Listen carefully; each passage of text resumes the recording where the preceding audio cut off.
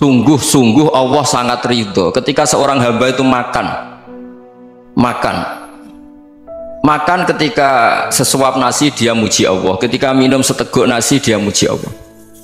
Itu kalau orang diridhoni Allah itu wali betul.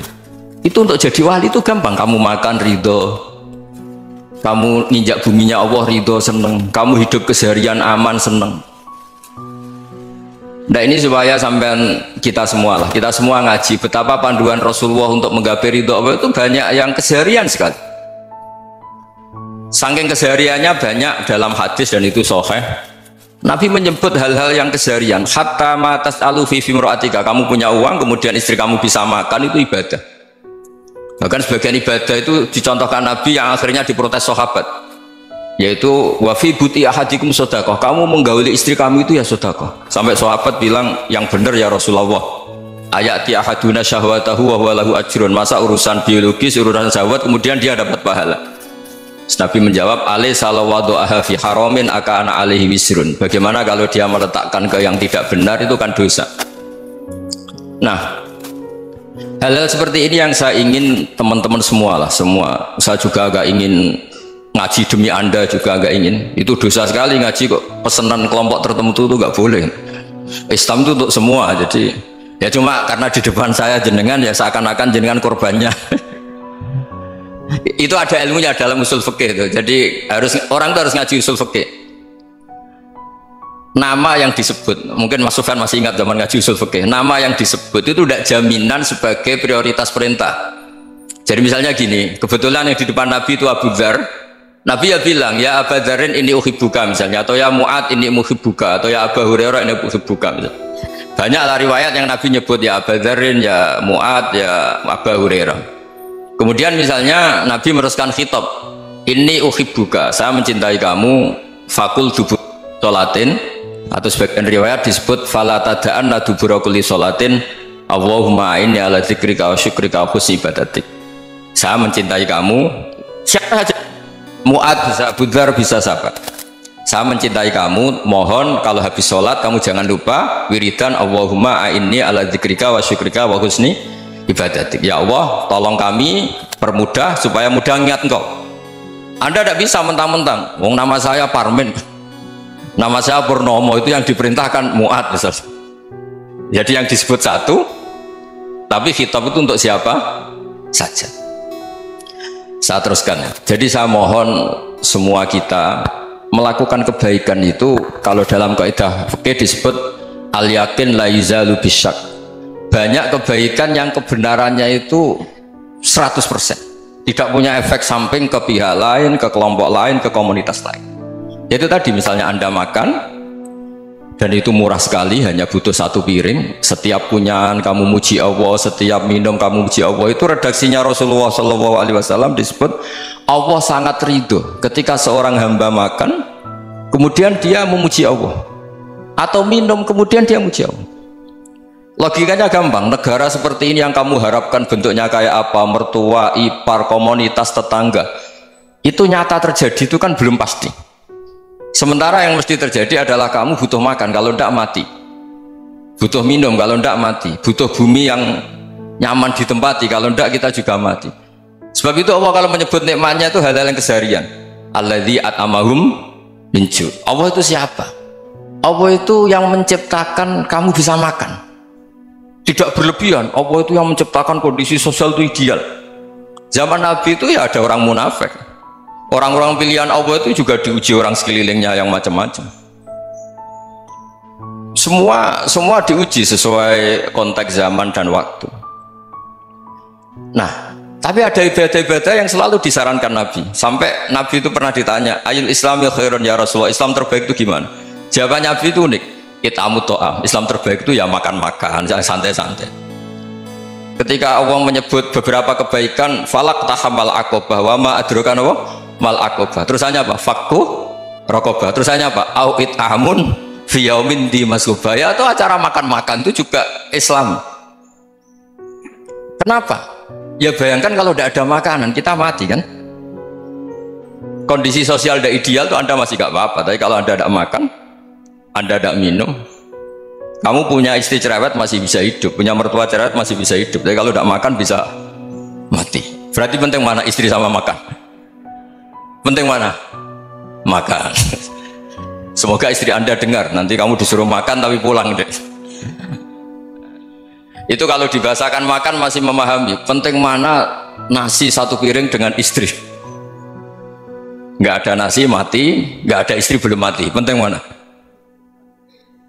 Gak berani jawab kan? Nah, ternyata Anda ada garang kan di depan istri.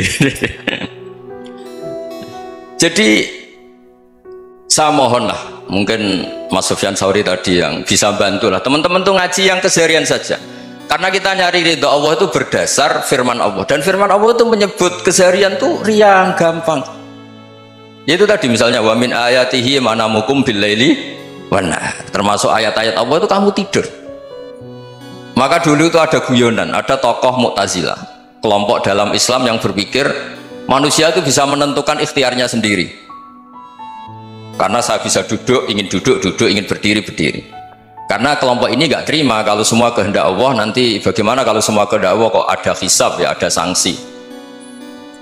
Lucunya itu dia akhirnya ini cerita ya, mencintai seorang perempuan cantik sekali.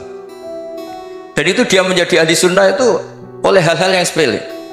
Karena istrinya cantik, ya namanya suami istri itu hubungan intim. Terus ditanya, Mas masih ingin lagi? Masih. Silahkan diulang lagi. Wah ya tidak bisa. Katanya manusia bisa menentukan yang diinginkan. Itu tobat itu. Itu nggak bisa ditobatkan Mas Sufyan Ats-Tsauri. Orang cantik yang mudah nobatkan orang itu orang cantik. Segampang itu. Akhirnya kita tahu, makanya kalau dalam kitab Hikam itu disebut al-aqil mayyakul madza yaf'alu wa hubi wal ghafil mayyakul madza af'al. Orang yang punya akal karena sadar ini wilayah Allah, semua milik Tuhan, itu dia tiap hari berpikir besok Allah akan melakukan apa terhadap dunia ini. Kamu merencanakan suatu mau plesir ternyata gempa, mau wisata ke Rusia ternyata perang. Kamu tidak pernah tahu apa yang akan terjadi besok. Wa ma tadri nafsum madza taksibu ghadan. Tapi anda semua kita ini sering punya jadwal permanen. Makanya saya kalau diundang siapa saja bisa takdir. Yang jelas Gus ini acara penting. Ya masih acara penting nak pangeran ngersakno piye? Kok ape dadi pangeran? Kamu kok mau jadi Tuhan? Itu kadang ya kiai. Penting Gus acara ini jenengan harus memastikan bisa. Loh kamu itu yang ngajarin tauhid, sesuatu itu biadillah kok bilang-bilang apa pasti. Kalau maksa terus tak tobatkan kamu kata saya. Ya kalau gitu Gus bilang insya Allah. Wah itu hati saya, fisik saya, roh saya sudah bilang insya Allah. Tidak usah kamu latih kata saya. Nah hal-hal tauhid keseharian itu gampang sebetulnya. Wal ghafil yaqulu madza af'al. Tapi orang yang lupa Allah dia setiap hari bilang besok apa? Kita bisa melakukan apa? Seakan-akan dia itu aktor, dia penting, dia subjek permanen, dia. Padahal kita ini hanya objek kehendak Allah Subhanahu wa taala. Karena kita yakin sesuatu yang terjadi di alam raya ini kita tidak bisa apa-apa. Makanya saya sering ngaji, sering bilang ketika Anda mensifati Allah, dia yang menghidupkan, sudah itu tanamkan sehingga ketika kita mati santai saja. Kenapa santai? Allah punya cara menghidupkan kita. Zaman kita hidup juga gak tahu caranya ngelola jantung, ngelola paru-paru. Kamu juga gak tahu ngelola oksigen yang tidak beracun, tidak ngandung polusi. Tahu-tahu hidup. Gak ingin tua ya tahu-tahu tua, gak ingin mati tahu-tahu mati. Selama ini kita hidup juga gak tahu apa-apa sebetulnya. Hanya gaya tok, punya jadwal, punya planning. Kalau kamu bisa menentukan pilihan Anda, pasti Anda istrinya cantik, 4 neriman semua, kona'ah semua. Nyatanya enggak kan? Sudah 1 jelek, cerewet. Oh itu kan, nyatanya enggak bisa apa-apa Anda kan? Dan kamu bawa mati lagi. Itu kan istri Anda juga gitu, punya keinginan punya suami yang ganteng, yang jabat, yang neriman, yang enggak poligami. Ya enggak kesampaian juga. Kalau kita ngitung tingkat kegagalan kita itu gagal terus. Ya kan? Nah, terus ingat Allah, madza yaf'alu wa hubi. Orang yang punya akal selalu berpikir Allah itu menghendaki apa terhadap saya. Loh, sama-sama orang melihat orang yang serius, itu kata Anda itu pemikir berat, serius, senang punya tokoh yang merengut karena kamu anggap serius. Tapi sebagian orang anggap orang yang serius itu wong merengut, wong masam, wong muka kok ditekuk. Jadi sama Itu hati, ya muqallibal qulub tsabbit qalbi ala dinik. Karena kita nggak tahu cara berpikir kita tentang orang lain, tentang sekeliling kita. Misalnya kita orang baik yang jenis ngurmat fakir miskin. Ada orang bangun masjid mewah itu janggal. Apa artinya masjid mewah kalau banyak orang kelaparan? Tapi kalau yang jenis pendidikan, apa artinya masjid mewah kalau tidak bisa ngaji? Nanti yang jenis infrastruktur, apa artinya ini kalau semuanya punya sudut pandang yang berbeda-beda.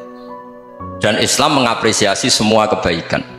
Tapi katakan semua kebaikan itu adalah kehendak Allah Subhanahu wa taala. Karena apapun baik Anda itu pakai fasilitas yang diberikan oleh Allah Subhanahu wa taala. Sehingga ini yang disebut qulillah tsumadarhum fi khawdihim yal'abun. Ya, kembali tadi ke tema-tema bahwa keseharian Anda ini sudah Islami. Saat Anda tidak bisa melakukan apa saja. Saya sering ada jenazah, biasanya kalau tetangga meninggal saya sering disuruh ngelepas. Saya bilang orang ini baik karena sering ngelamun di rumah, sering nganggur di rumah. Ditanya sama anaknya, kenapa Gus nganggur baik?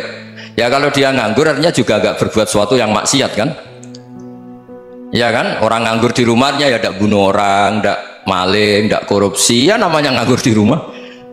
Lah cuma istri cara pandang nganggur gak menghasilkan uang itu, tapi juga gak menghasilkan kriminal kan? Jadi sebenarnya Islam itu cara, makanya kalau sampai ngaji usul fikih itu ada kitab usul fikih namanya Lubul Usul, itu terkenal sekali di pesantren itu. Itu kalau ngapresiasi keseharian itu luar biasa. Izma min mubahin illa wa yatahaqqaqu bihi tarku haramimma. Karena keseharian yang mubah saat Anda lakukan itu ada kehebatan yang luar biasa, yaitu meninggalkan haram. Makanya dulu banyak orang-orang alim ketemu temannya itu guyon sampai semalaman. Itu biasanya yang semangat Islam itu, kiai kok tidak tahajud, kiai kok tidak witir. Orang yang sedang mapan uangnya banyak, malam itu tidak kelayaban itu sudah luar biasa. Melawan nafsu supaya tidak maksiat itu sudah luar biasa. Supaya lupa guyon sama temannya semalaman sampai subuh, gejlok-gejlokan ngenang zaman miskin, zaman kuliah nggak jelas, zaman apa. Melihatnya jangan tarkut tahajud seperti ini, meninggalkan tahajud, tapi meninggalkannya ini talkul muharramat. Jadi kayak apa hebatnya? Sehingga Imam Ghazali punya riwayat yang agak unik.